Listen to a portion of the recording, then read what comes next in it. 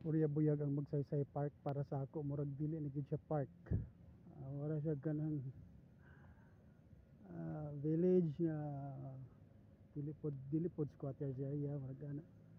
So ug mag-compare maguno ko sa una karon layo kayo kay sa una aliwalas kay ini nga lugar. Moadto ko diri para mag-relax.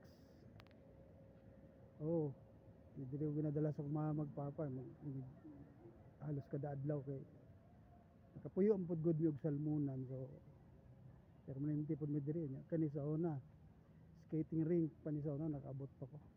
Gwapo kay na diri nga skating rink. Ligot na gid siya kaayo. Dili na siya ang ambience para sa ako, dili na siya park tan-awon. Stressful naman siya tan-awon, naguot na siya kaayo. Nawala na yung pagka-park. Unta ibalik tong dating Magsaysay Park nga medyo aliwala siya, luag kaayo. Pang pamilya gyud. Karon dili na, nawala ang concept sa pagka-park aning lugar. I hope makani is temporary lang, temporary structures.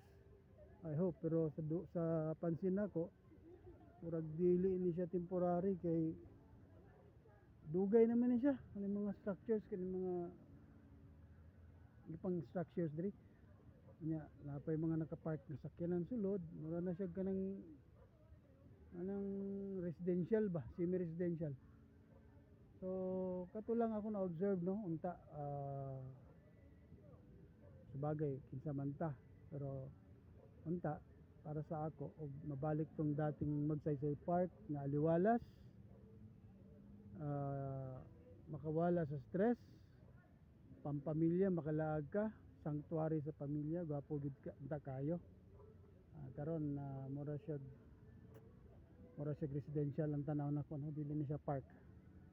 Guys, mao lang to akong sentimento kay palangga kay nako ni nga park kay nagdako po ko ni park kay nakapuyo mo gud mi sa salmunan, so doon lang kay diri nakapuyo mi diha. Unahan lang sa palengke pa na sa una kanang may police station dapit, so palengke pa na sa una nya diri nga side na patoy volleyball diri, so diri gid akong playground bata pa kay ko, grade 1 ko. So murag dili wala lang or nanibago lang siguro ko, pero para sa ako dili na gud siya park tan-awon para sa ako. Anyway, kato lang guys, salamat.